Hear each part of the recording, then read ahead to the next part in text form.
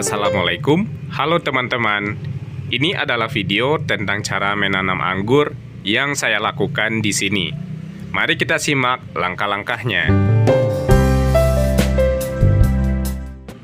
Sediakan bibit anggur yang bagus, yaitu sehat dan subur.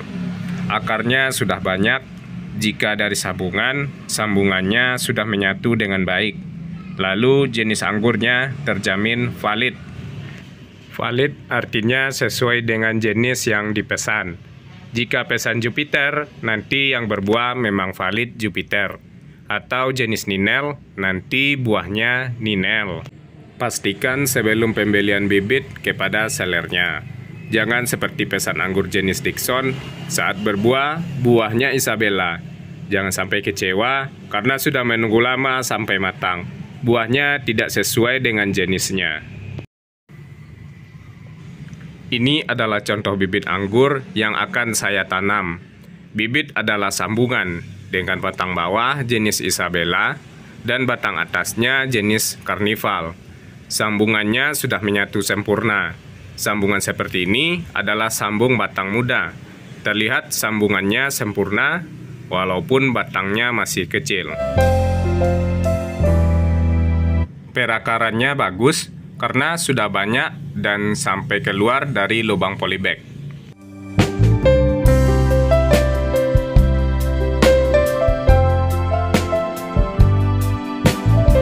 Karena kita akan menanam anggur di dalam pot, sudah pasti potnya harus disediakan.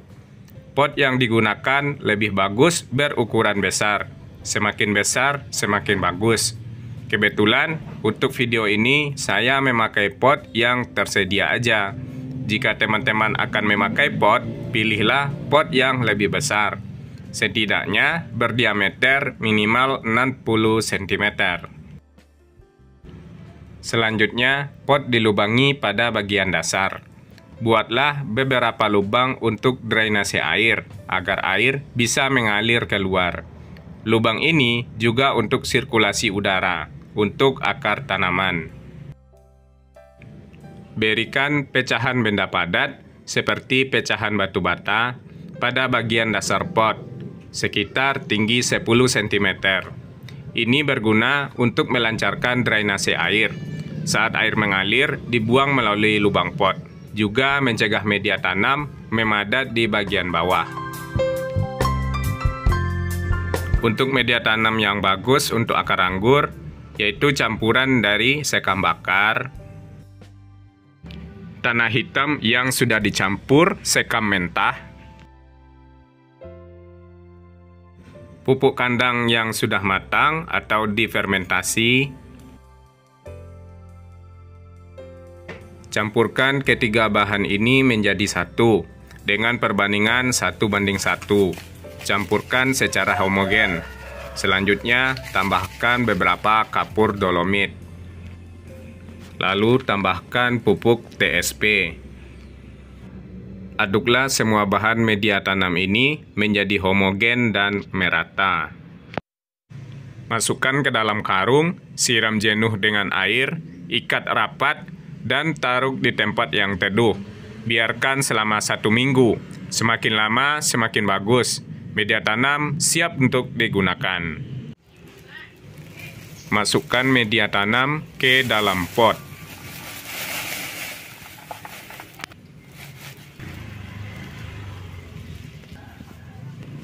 Ratakan dan buatlah lubang di bagian tengah sebesar polybag bibit. Aturlah ketinggian bibit sehingga posisi sambungan tidak tertimbun oleh media tanam. Berikan jarak batas di atas permukaan media tanam.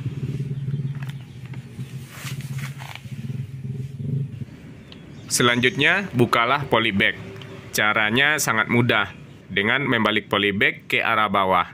Tahan dan jepit media dengan kedua jari. Tarik polybag ke arah atas. Polybag akan lepas, media tidak akan rusak. Jangan khawatir jika akar bibit rusak. Jika akarnya sudah banyak dan mulai mencoklat, akar tidak akan terganggu dan tanaman tidak akan stres. Beda jika akar masih sedikit dan masih putih seperti akar toge. Ini membuat bibit rawan layu, stres, dan gagal bertahan. Sekarang, taruhlah bibit di lubang yang sudah dibuat. Posisikan bibit supaya lurus dan tidak miring.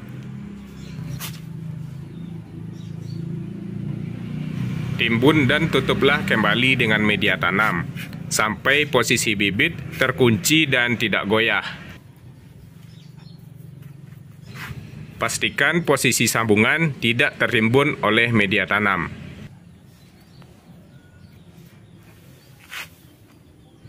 Selanjutnya, tambahkan media tanam sampai batas bibir pot supaya media tanamnya penuh. Karena di saat penyiraman, biasanya media akan turun ke bawah karena mengisi rongga kosong.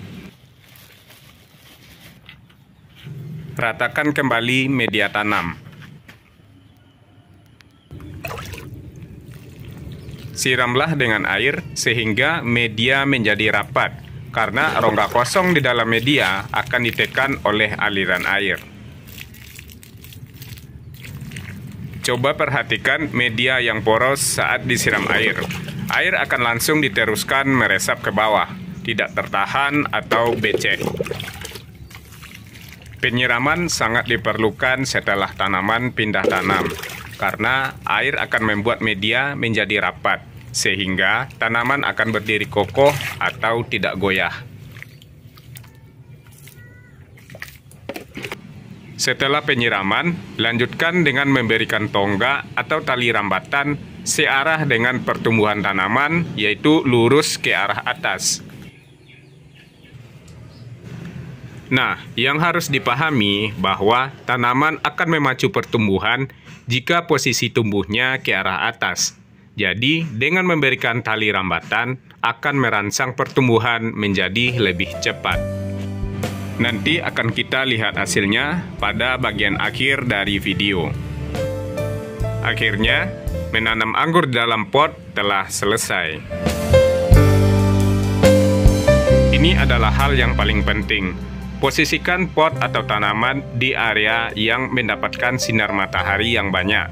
Paling bagus adalah sepanjang hari, dari pagi sampai sore. Ini akan sangat cocok bagi tanaman anggur untuk membuat pertumbuhan menjadi cepat sehingga menjadi subur.